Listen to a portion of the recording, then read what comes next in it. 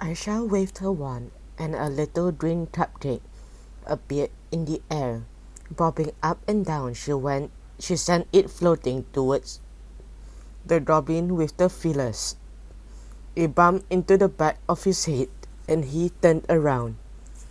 "Yum, cake," he said to himself.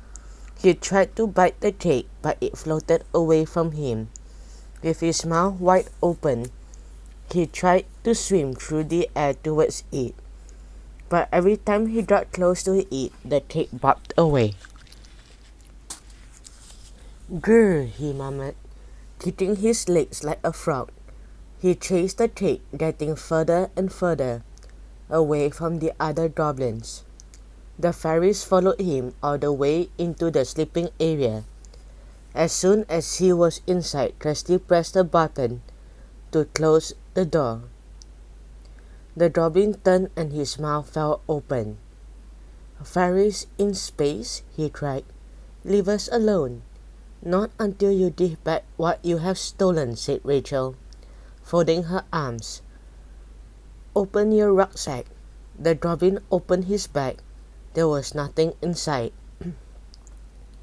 The googly eyes and droopy feelers wobbled on his head as he snickered. "Bad luck," he said.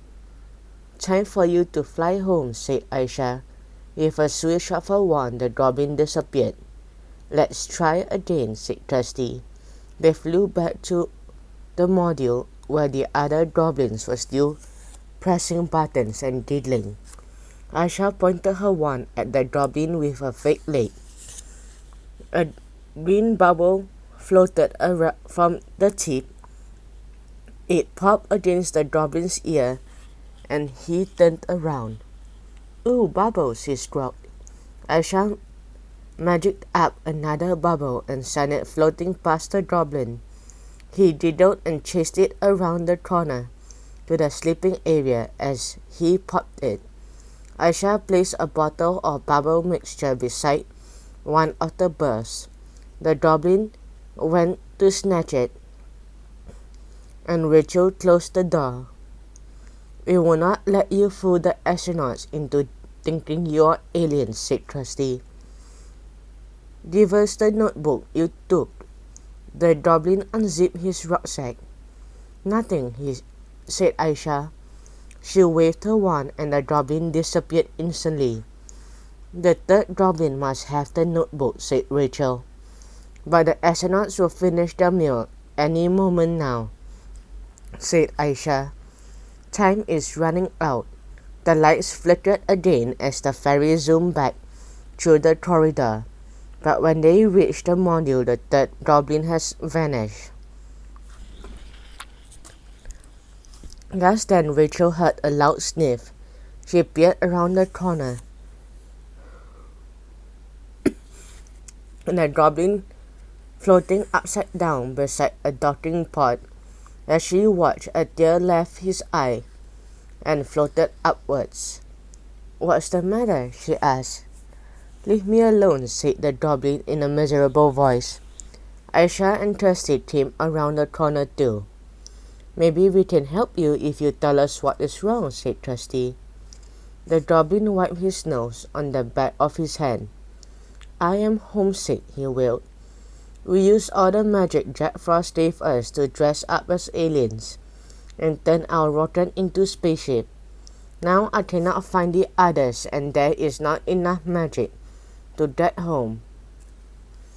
"Your goblin friends have gone home already," said Rachel.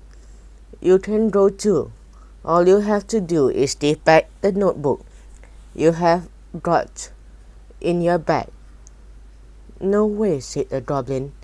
"Do the right thing," said Krusty. "It will feel real good." "No, it won't," the goblin snapped, "especially when Jack Frost finds out." "Wouldn't you rather be home in Goblin Grotto than up here?" asked Rachel. "Aisha will send you home as soon as you give her back her notebook."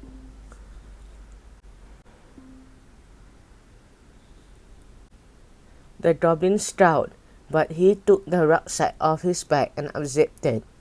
"What about my spaceship?" he asked. That will have to disappear, said Aisha.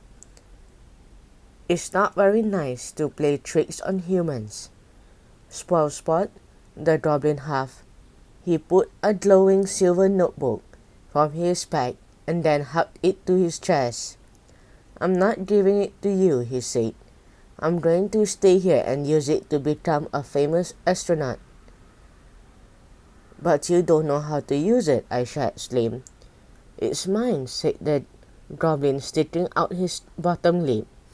And not even Jack Frost can take it away from me.